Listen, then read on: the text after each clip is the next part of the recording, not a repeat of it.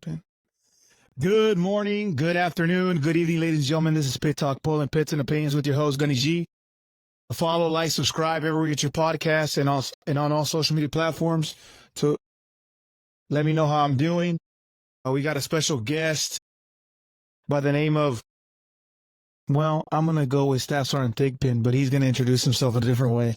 Say hello to the listeners. What's going on, everybody? It's that ordinary podcaster with the extraordinary thoughts that tells you to stop being great and be extraordinary. I'm Demetrius Thigpen, also known as Meech Speaks, live on the Pit Talk podcast. What's going on, man?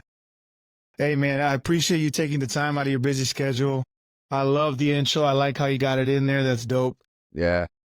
Again, thanks for taking the time to chop it up with me. I know, where are you at? Where are you located at right now? Right now, I'm on MCRD. Ooh. Yeah, I'm here for, absolutely not. Oh, absolutely. I don't know why everyone always assumes because I'm on MCRD that's why I would be here. No, I'm here to become a recruiter. Like, God, no. Oh, boy. Yeah, Okay. yeah. That's awesome. You're going to get some more platform experience. Oh, boy, you're about to blow up. Hey, don't forget about the small penny pinchers down here, dog. Everybody keeps saying that, but to be honest with you, I'm just hoping to make mission. That's it. I'm just hoping to make mission and create enough bonds and be an ambassador and influencer in my community. Look at you. My goodness, that's a good idea. You know what? You have inspired me to not do recruiting. That's nice. I hear it. Trust me, it ain't. This is not, from what people have told me and what I've seen, like, this is not like something that you just do. You know what I mean? Like, it's a lot that goes into this that a lot of people, it's just like, oh man, like, I feel bad for you when you get out there. Absolutely. Actually, that's, you know what? You made some soul searching. That's a good idea. Because having you on, you're a content creator, you're a podcaster, you're a, in general creator, man. That's a good idea. Get platform experience. You get to network, do all that good stuff. That sounds like that's a good idea. I see what you're doing. I'm just trying to do the best. That's it. Let's get right into it, dog. I know you got absolutely a lot to say, a lot to offer to the listeners. Can you give a little bit of background? Where you're from, how long you've been in, what you're doing now? Oh, 100%. So for those who don't know, man, like, Staff Sergeant Thigpen, born and raised in Detroit, Michigan, raised in a single parent household, Detroit, Michigan, born on the east side, most dangerous neighborhood for it. Was supposed to be a product of the environment, supposed to be a statistic, found a way to make it out of it. I promise you, like, for those who have ever seen Detroit and they've seen like 8 Mile, the movie, we are not rap battling over there. You know what I mean? Like, that is not, I promise you that's not what's happening. And the fact that I was able to make it out of that environment to make it into who I am today is just, nothing short of a miracle. But I've been in the Marine Corps for almost 13 years, going on 14 now. But once again, a podcaster, content creator, and just all around person. That's what's up, man. Hey, so you share it with the listeners where you've been at in terms of your Marine Corps career. Oh, I've gotten the chance to do stateside or overseas, or just all of the above. Just all of the above. Stateside, I've gotten the chance to be in California, North Carolina, Virginia, South Carolina, Texas, Maine, state, country-wise, Ireland, what's that place called? It's not Transylvania. It's something Vania.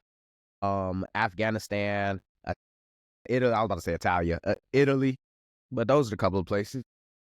Hell yeah, man! I see, been across the world. Married, kids, anything? I have kids. Yes. Okay. All right. Nice. Man, I again appreciate you taking the time. Let's get right into it, man. Well, the reason why I got you on, I obviously want to chop it up, get to know you a little bit better, peel that onion back, but also, you have a lot to provide the listeners and service members in general in terms of mental toughness and resilience, right? Where you come from, your background, your culture, different types of adversities, right? You're pretty transparent in terms of your life. Can you, I guess, give the listeners how to develop mental toughness? Just get right into it. Give me one thing. If I could say develop mental toughness, I would always say tough realistic training. You got to put yourself in a situation that's always going to be uncomfortable for you, to be able to develop the catalyst, or what's that word when it's on your hands? Catalyst, Callous. not callus. That's it. I don't know why I keep saying callus. A catalyst, but you need to develop like that emotional callus to be able to withstand some of the shit that you're gonna go through. I feel like a lot of times people want to come into a situation, they never work themselves up to that situation, or the moment they encounter something hard, they immediately will retreat back to their comfort zone where it's safe, where it's soft, where they're okay, where they're applauded, and wonder why they're never making it to the next level or making it to see the next version of themselves. That's good. I know that, you're a MAIT, right? Mhm. Red tab. And that's pretty realistic in terms of building physical resilience, right? But how Mhm. does that help your mental toughness every day? To be honest with you, I think the physical activities are the things that help my mental the most. You know what I mean? Like, yeah, like, can I read a book? 100%. Can I listen to a podcast? 100%. But when you really talk about like mental fortitude, the first thing that will break on you is the mind. I've seen it on time and time again. It's never the body. You know what I mean? Like, it's never, oh, I can't keep going. Nah, you can. You just don't want to. You know what I mean? I see it on the run. You've seen it before. It's not necessarily the Marine's body or the person's body that actually gives up first. The body rarely gives up first. That conversation happened in the mind way before we ever sat back and said, like, hey, you need to help. I need my legs messed up or my shoulders messed up. They were already thinking to themselves that they couldn't do it. And they were already looking for an opportunity not to be able to do it. And when they finally found that opportunity that they can finally get out of the situation, they immediately took it. Me, unfortunately or fortunately, however you want to spin it, have had the privilege to be put in a situation where I could never back out. I always had to move forward. And by moving forward, it trained me to be able to say, like, regardless of the situation, you're not going to give up. Regardless of the situation, you're going to have to continue to keep moving forward. Yes, it's hard. Do you want to quit? You really do, but you don't have that luxury. That's deep, man. So you hit it right. You hit the nail right on the top, right? Yeah, I don't know how that saying goes, but I'm sure you know what I'm talking about. And put the nail on the head. Yeah, there it is. There it is. Uh, Look, man, there's growth mindset, right? Yeah, and not to insult your intelligence, growth mindset. You're always moving the flagpole forward so that you're never stagnant, right? You're never staying still. In terms of toughness and resilience, you talk about physical, realistic training. What is something that they can do, move the flagpole in terms of mental toughness? Hey, like, hey, this is it. I know that's realistic training, but give me steps to get there. Okay. So when we talk about like growth mindset versus fixed mindset, like fixed mindset is that mentality that no matter what you do, you're always going to be this situation. A good example is this is because I was born and raised in Detroit, Michigan, this is exactly where I'm gonna be and this is where I'm gonna always be. Because I'm a shitbag, this is how everybody's gonna see me. And no matter what I do, I'm always going to how do you say, be a shitbag. When you talk about the growth mindset, to be completely honest with you, it's really just step out of your comfort zone. You know what I mean? You want to grow, go where you can grow. But you can only grow as big as the tank that you in. You know what I mean? If if you want steps to increase your mental resiliency, then you got to do things that pushes you outside of your element every single time. You got to go into situations where you feel like, dang, man, like I'm a little nervous. No, you got to get out there, and when you do that, and I'm not saying do something extreme at first because that would be ridiculous. And that's the biggest thing right there. Like, anthill will one day become a mountain. Do small things that will build you up to the major things, and I always lean towards the physical aspect of it, but that's also in a social environment. That's also in a mental environment. If you're afraid to talk to people, then you need to go out to places where you can force yourself to be socialized. If you're afraid to get in front of a platoon, then you need to put yourself in those positions. I cannot stress it enough. It's always putting yourself in a position where you're not used to being. And when you get into a position that you're not used to being in, enough times you will develop, that moment of, I'm used to being here at this point, like I'm comfortable being in this position. Get comfortable with being uncomfortable. And I feel like that's a conundrum in itself because people will say, well, if I'm comfortable being uncomfortable, I won't like it. But what it means is that you need to be in a space where you're not in the black every time that you're in an uncomfortable situation. Yeah, that's good. Well, you hit my next question pretty self-belief. It's the battle of the mind, right? You said it earlier, your body really doesn't go first. It's the mind that goes first, right? Yes. and having self-belief, picking yourself up. Hey, it's okay. It's uncomfortable. It's okay. It sucks. It's okay. Figure it out. It's okay. We're gonna figure it out. Um, you talk about social influences. How does that play a factor? Look, we're in the service, right? You're in the Yes. service. I'm in the service. We're both in the Marines. How does that affect us daily in terms of self-belief, social influences, right? We have to bridge a gap. We don't know what gap, but can you provide some insight there? When we talk about social influences and we talk about self-belief, first things first, like you got to believe that when I think of self-belief, you got to believe in yourself before anybody else does. In fact, you got to believe in yourself more than anyone else will, because how are you going to sit there and expect somebody to believe in you when you don't even believe in yourself? Like you want me to put a down payment on something that you want me to invest in something that you're not even willing to put a down payment on. You know what I mean?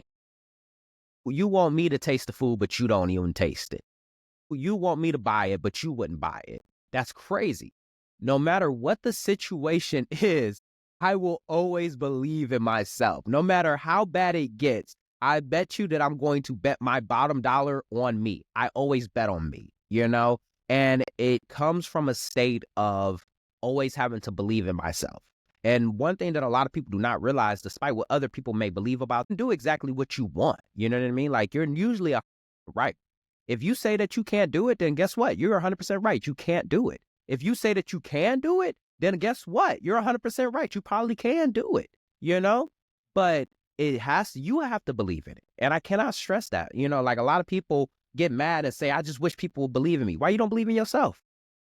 Even on my worst days, I will sit there and say, like, you still the shit. I want to give up. I'll look somebody dead in their face and say, I'm still better than you. I'm just not at my standard. I'm just not at my standard right now. But I know for a fact I'm way above you though. I'm still way above you. That's good. I'll never be beneath anything, even on my worst day, And I say that not from my high horse. I say that because this is your captain flying in on Experience Airlines. I remember when I didn't believe in myself. You like that? You like that one? Don't you? Don't be going using that. I've I'm about to said put that on one a to my shirt. show. I'm gonna put that on my shirt. I've said Dude, that way too many times. you got to put on a shirt, dog. I also like you want me to put a down payment on something you ain't even gonna buy. Yeah, That's deep. you want me to invest in something that you ain't willing to put a down payment on. And that means so much to me because I remember when I didn't believe in myself. I remember when I allowed my environment to dictate how I believe in myself. You know what I mean? Like I remember when I allowed my environment to determine the price of me. You know what I mean? Like tell me what my value is. And the problem is that when you allow somebody else to tell you how valuable you are, then that's what you will always be.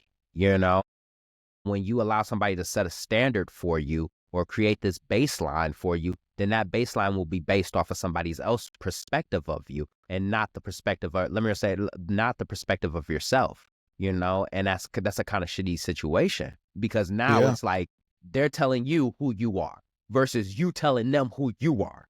Yeah. And I've been in that situation before. I remember when people used to think that I was shit. I remember when people thought that I was a shitbag. And for a moment, I thought I was a shitbag too, And then one day I had to tell myself, like, yo, like, you need to get your shit together, dude. There's way too many people in this room right now that you're better than, but you act like you're the worst person in here. That's ridiculous. And when I decided to get my shit together, I never looked back. That's crazy, dog. Look, man, I know that you said staff sergeant. I get it. You got it. Managing stress, pressure can enhance your mental toughness.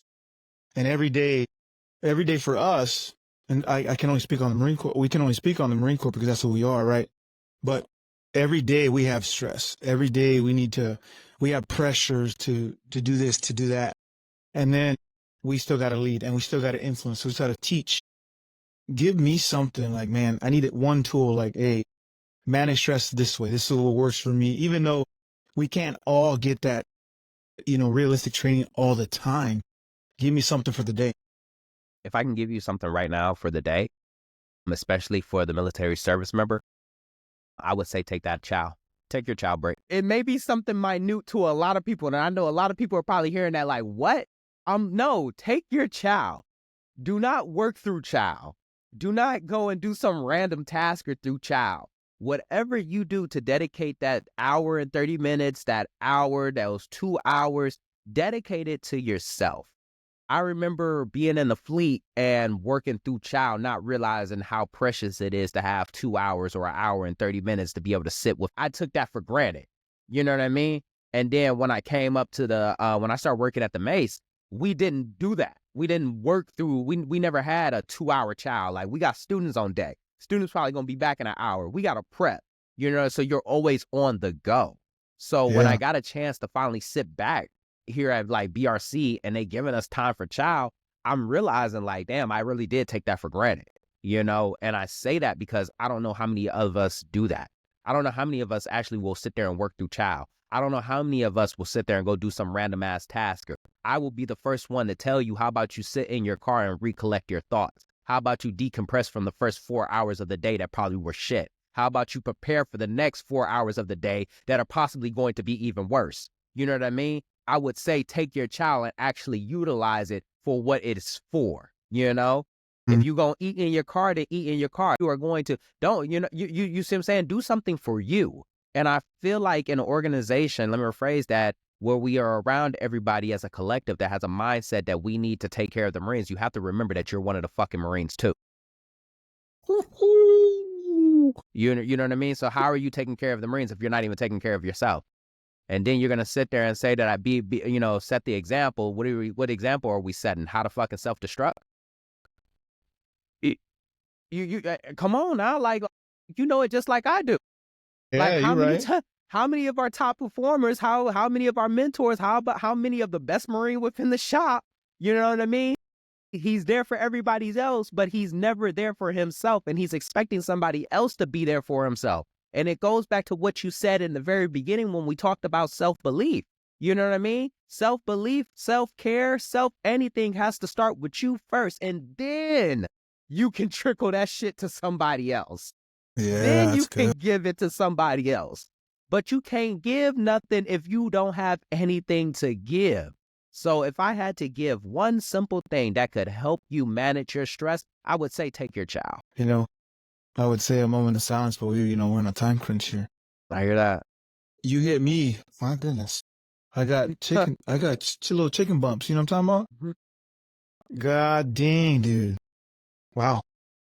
Because you're speaking to me. If you were on a podium in a pulpit, boy, I'd be in a new religion right now, dog. I'm telling you, because you spoke to me directly. Because I give and give and give and give, and then I go home and give and give and give, and expect somebody else to give to me, but I haven't even gave to myself yet. I didn't even take, even if I take 5, 10, 15 minutes on the way there to be able to take a deep breath, right?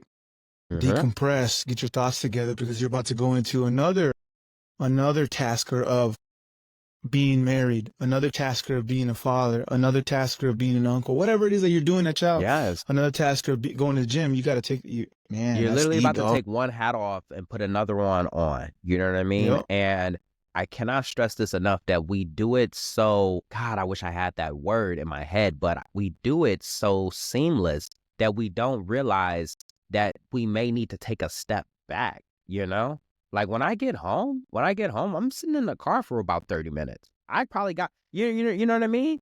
Kids may see me and everything like that. I need to decompress.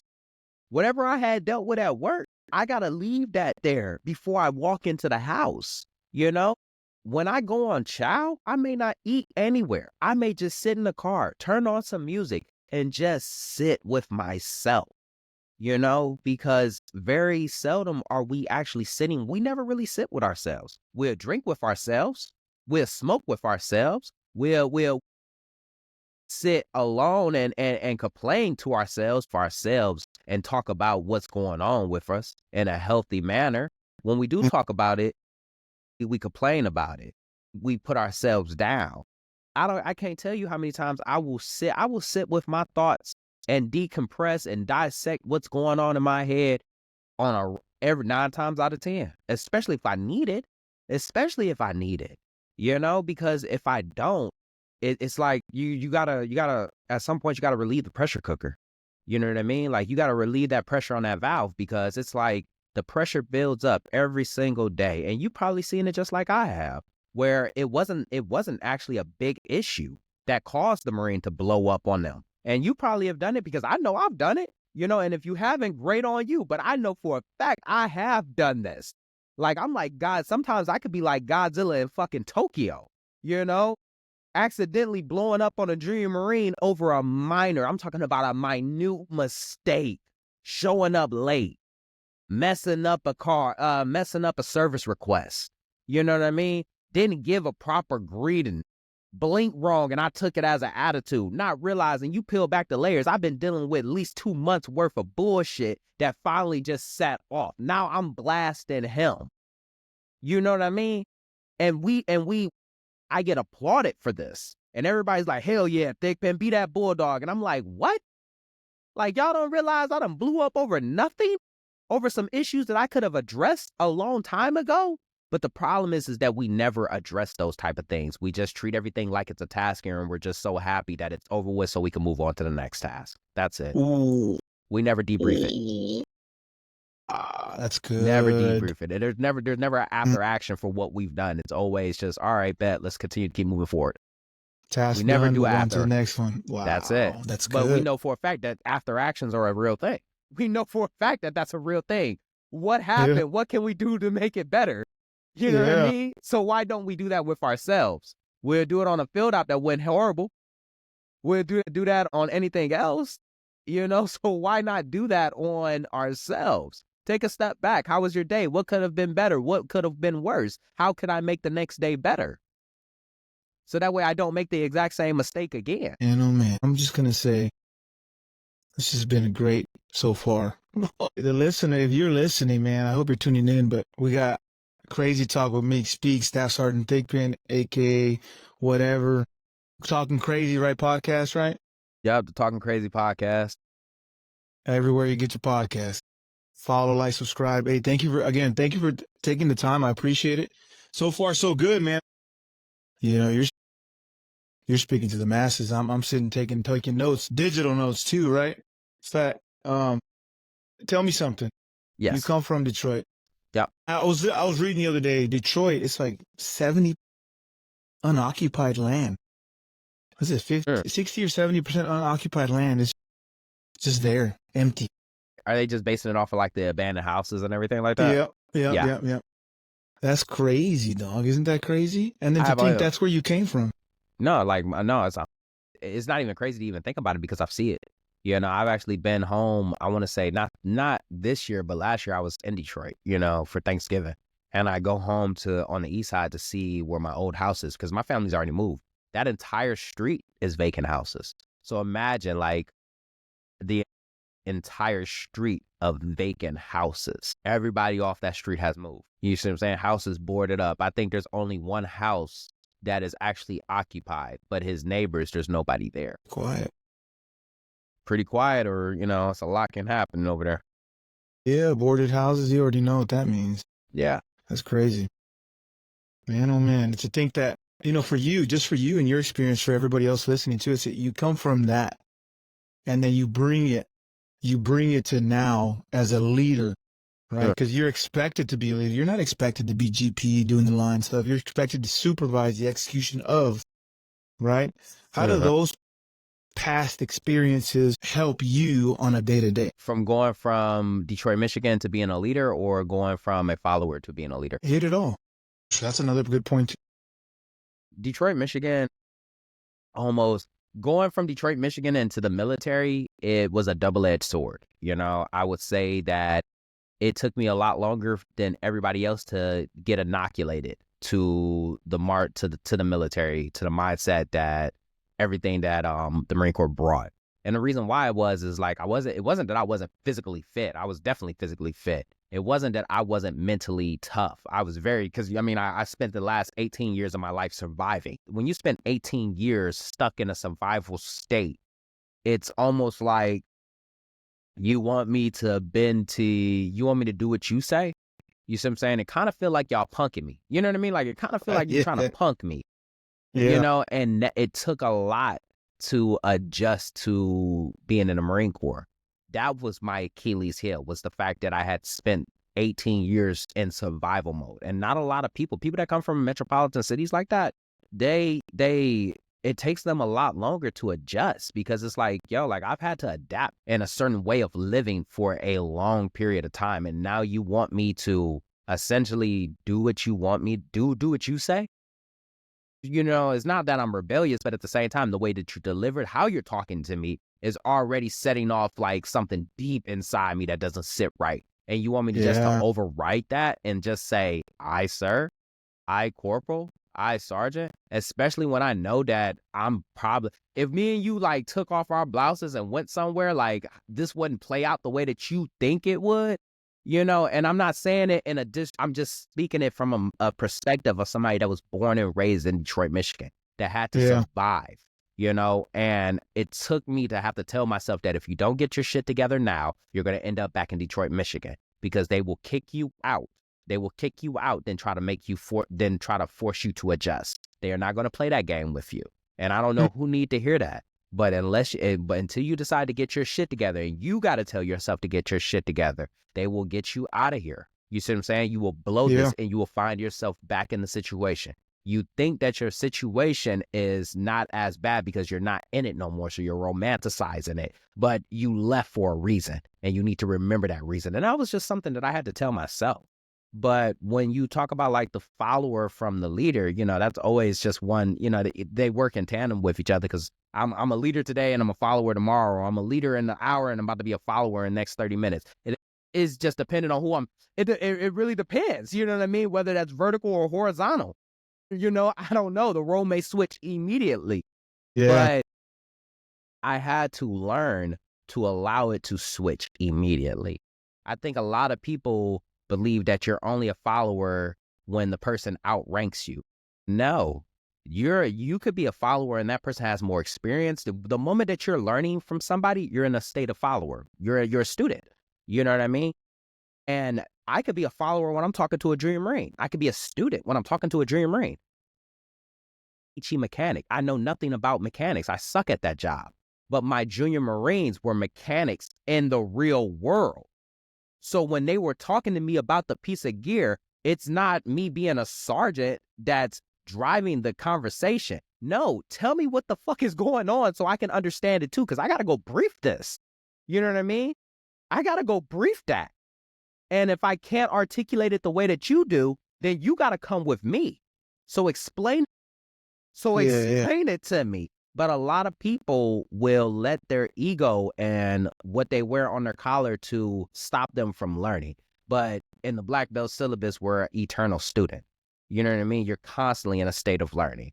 But you let the position that you hold, the billet that you wear, or the rank on your collar stop you from gaining some knowledge from somebody who's had years of experience. But you don't see the years of experience because he a lance corporal. That's crazy. That's crazy. And it's not that I'm standing at prairie rest for the guy, but I'm giving him the respect that he deserves, and I'm learning from him. That's good. Man, I'm learning from you right now. You got a lot to offer. I know I seen your post the other day, a couple weeks back. Got to meet Sergeant Major. That's dope, man. Yeah, that was a very interesting time that day. That Yeah. was definitely How was very that interesting. conversation? So how it played out, I was at Staff Academy actually. So I was in Staff. Okay. So it's an old picture that I resurfaced. I got a chance to meet him back in September. Sergeant Major was making his rounds and he was coming to everywhere, meeting everybody. And I'm pretty sure you've been to one of these before where, they're like, all right, make sure you have your questions for Sergeant Major. And I'm just like, I don't have any questions for Sergeant Major. So whatever he's got to say, I'm gonna have to be here anyway. So I'm sitting there in the class and he comes out and he's actually tall. I did not realize that he was this tall. And he comes out, he looks around and stuff, he commands the room, he addresses everybody, and then he looks over and he sees me. And I'm looking around because I'm like, who could he be looking at? And yeah, I'm like, I'm trying not to make eye contact with him. And he's like, and he looks at me and then he points and says, I know you. And I'm like, he's like, I like your videos. And I said, oh my God, did the Sergeant Major of the Marine Corps just recognize me? And it meant a lot because of the simple fact that he didn't necessarily have to do that in front of everybody. You know, I think a lot of times, like you see a lot of leadership that will pull you off. They will blast you in public. They will punish you in public, but then pull you off the side when they want to praise you. And for him to give me my accolade in front of everybody, that said a lot about him, and it meant a lot, you know, because he didn't have to tell me that he liked my videos. He didn't even have to tell me all them, you know. And I was just thinking to Yeah. myself, even then, I'm still in kind of like disbelief, because I'm like, I probably just popped up on his explore page. You know what I mean? Like the algorithm probably sent me his way, you know. And I have my book, and I was like, if I'm gonna do anything though, I'm going to get a sergeant major of the Marine Corps my book. I had already pre-planned this from like, I had already, that was something that I had already planned when I heard that we were going to meet him. I just was like, I'm going to just give the sergeant major of the Marine Corps my book. And I get a chance to see him, and like, they're like, hey, Thigpen, he's standing over there. And I run over there. Boom, boom, boom, boom. I'm running over there. And I get at parade rest. And as I'm at parade rest, he comes in, he says, Staff Sergeant Thigpen. And he pulls me in and he says, I like your videos. And this is how I knew he had watched them, because he was like this, you're a little abrasive. A lot of people may not like that, but I know you're coming from a good space. And I was like, oh, he watches them. Oh, I know he watches them now, because I get that all the time. You know what I mean? Like people always would say, like, you know, your tone, your demeanor, it seems like you're attacking, but you're actually informing, you know. And for him to sit there and have that conversation with me, it really meant a lot. And it let me know that what I was doing was actually doing what it was supposed to do, or it's making the impact that it needs to make, you know. And people are starting to see it, because there was a moment when I didn't believe nobody was actually watching anything I did, you know. I didn't think that, you know. I thought that I was just kicking that shit, and then people just was, you know, I would get a couple of likes here and there, a couple of you know, oh man, this is so cool, hoorah. And I'm like, yeah. But I'm just actually just unloading a whole emotional clip and uploading it on social media. That's it. Smart. That's it. This is how my day went. That, to be honest with you, yes. When people sit back and they're like, you know, and when they hear me say, like, I don't know who need to hear this, like, I know who needs to hear it. Me. I'm talking to myself, guys. Like really dissect what he's saying. He's probably talking about somebody. They're like, oh, that sounds personal. I said, yeah, because it's about me. It's me. I'm the guy that needs to hear this right now. And I just don't know who else needs to hear it. That's good, man. Hey, you mentioned the book. I know that I seen that post too. I'm like, tell the listeners about that book, man. So my book, Extraordinary Thought from an Ordinary Mind, it can be available on Kindle, and it's available on Amazon as well. It was my first book. I wrote it during the pandemic. I released it during the pandemic as well. And, you know, it meant a lot to me for the simple fact that I was a sergeant when I wrote it. You know, first and foremost, I was enlisted when I wrote it, and I never seen a book written by somebody that was enlisted. But at the exact same time, it took me 2 months to write the book, and I pushed it out. And the reason why I pushed it out and I wanted to give a book to somebody or put the book out there is because I got tired of seeing books on the Commandant's reading list that I couldn't relate to. I couldn't relate to anything that was going on. I'm pretty sure I could pull lessons out of it. You know, there was a couple of things that I could pull lessons out of. Ender's Game, Gates of Fire, you know, Message to Garcia. I'm tracking. But I needed some shit that could really hit home. Yeah. You know what I mean? Like at some point, I need somebody to talk to me about the stuff that I'm dealing with in my real life. Not something that I got to translate and then apply to my life. I need something a little bit more mom and pop, you know? Yeah. That's and I good. wrote that book for anybody that was ever going through those type of things, you know? And I felt like a lot of people were probably going through similar situations. And a lot of the situations that I was going through was pretty much, you know, relatable to a lot of people. You know, I talked about separation. I talked about anxiety. I talked about, you know, having a drinking problem and dealing with depression and being a good Marine that couldn't get promoted and is about to get kicked out. You know, like I'm talking about these things. Yeah, that's crazy, man. You know, I still haven't got around to purchase it, but I will. I promise. You got If you my word purchase there. it while I'm out here, I'll come down and sign it. I'm not even anywhere near you, dog. I thought you were in California. Hell no. Everybody keeps asking me, come down, come down, come down. I'm like, come down where? I'm not about to drive 13 hours to come see you. Where are you at? Are you high as a kite, dog? It's the beanie. It's the beanie. Where are you at? When I said that we're in the same time zone, I figured that you were in California. Man, I would have came to see you, gave you a big old hug, dog. You were wild. I'm in Washington. Oh, now everything makes sense. Now everything makes sense. Yeah, I was like this. I was like, we're in the same time zone. Like I can actually come and see you if I would, if you want me to. And you're like, yeah, like if you're about to drive 13 hours, like, okay, sure. Like, no, I had somebody say that to me one time. They like a lot of people didn't know that I was in Quantico. And this one guy, he was like this, I'll come and say that to your face. And I'm like this, if you're about to drive 200 miles just to say that, then by all means, let me know where I need to be at. Well, let me Yeah, know where yeah, I yeah. need to be. And like a lot of people didn't know that I was in Quantico for a long time. Look, you got life experience, you got Marine Corps experience. If you had one opportunity to save the 22 right now, this is a deep onion peeler. If you had one thing to say to the 22 right now, what would you tell them? Your feelings are valid. A lot of people will sit back and they'll tell you, oh, it's going to get better. Oh, it's not that bad. Think of this, think of that. I'm pretty sure you've already thought about all those things. You know what I mean? Like your kids, they probably came through your head, and your spouses probably came through your head, and somebody's probably told you that it's not as bad. And they may be right to themselves, but they ain't right to you. They not. Because what you're dealing with right now, it feels like it's everything to you. And you're 100% right. It is everything to you. But I would be remiss and I would be lying if I told, just like you've gotten through the last time. You know what I mean? Like I would be lying if I told you that you wouldn't be able to overcome this. You know what I mean?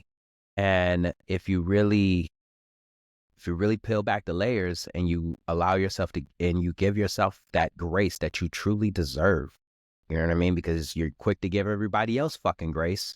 You're quick to be that person for everybody else, but I really need you to be that person for yourself. I really need you to be that person that picks yourself up today. I need you to be that one that tells you that, it's going to get better, because to be honest with you, bro, it will get better. It will get better. It may not get better today. It may not get better tomorrow. And to be honest with you, we probably looking at 2 months, 3 months before shit really start turning around. You feel me? But I promise you, you're going to look back on this moment and say, thank God I didn't kill myself. Man, hey, one second. Look, man, the reason I asked you, because, somebody that I not looked up to, but considered a friend a couple weeks back. So may he rest in peace. But every day's a battle, I'll tell you what. And every day that we wake up is a good day. I'm not 6 feet under. You're not 6 feet under. I got to encounter. I got the fellowship with you right here. I got to chop it up, and I got to see and listen to who Demetrius Thigpen was, man. It ain't talking Appreciate crazy. that, man. It ain't crazy talk. It ain't Meech Speaks. It's Demetrius Thigpen, man. And you have a lot to offer. And anybody that encounters you, anybody that flows through you, I mean, I would love, if I get a chance, man, to come down Cali anytime that you're there, while you're there. Where are you trying to RS at? Well, I'll be Where in you trying to go to? Arizona. Yeah, once I leave here, I'm going to Phoenix. Okay. Yeah, where it's Shoot, hot that's at. not even that far. That's not even that far anyways. And then, it's such a beautiful thing to be. I'm 6 hours away from California. I'm back on the West Coast. I'm a West Coast person, actually. I'm born and raised in Detroit, Michigan, but my soul lives on the West. And every time I come back on the West, I'm recharged. I'm feeling better. I'm doing better. So I'll be here for a long time. I'm gonna be here for a while. You think? I know it's too early to tell, but it's a possibility. That's a possibility. I feel like I have a feeling. My man. I will say this is that being here, I'm really in my element. I'll say that. I'll never know what it's like until I get out there. But one thing that I've heard consistently is that once you get into a good rhythm, then you're good. You know what I mean? But I'm just honestly in my element. I'm not afraid to speak up there. You give me the tools, and I can use it. That's it. Yeah. That's good, man. I'm excited for you. I'm excited for your RS you're going to be working for. You got a lot to offer, man. Again, I am honored. This is your show. I'm just here asking some questions because I want to know more about you, right? So thank you again for coming on. I really appreciate it. Thank you for having me. Absolutely. Ladies and gentlemen, this is Pit Talk, Pulling Pits and Opinions with your host, Gunny G and Demetrius Thigpen. I'm out. You got one last thing? Yeah, and just like that, another extraordinary thought left this ordinary mind. I hope you enjoyed this episode half as much as I enjoyed doing it. Don't forget to follow me on Instagram at Meech Speaks. Meech is spelled Meech. Don't forget to follow me on TikTok at, once again, Meech Speaks, Meech. And lastly, if you want to hear more of what I'm talking about, go ahead and follow me on like, subscribe, and share the Talking Crazy podcast that is found on Apple Podcasts, Spotify Podcasts, and anywhere that a podcast can be available. Hey, dog. I'll hit you up. Hey, again, thanks for little tools for the toolbox for me earlier, a couple weeks back. I appreciate that. No. And ladies and gentlemen, listen to it. It's good. We out. Oh, stop recording. How do you do that?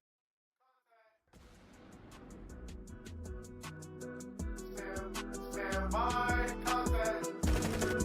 Ceasefire. Stand by, contact. Ceasefire.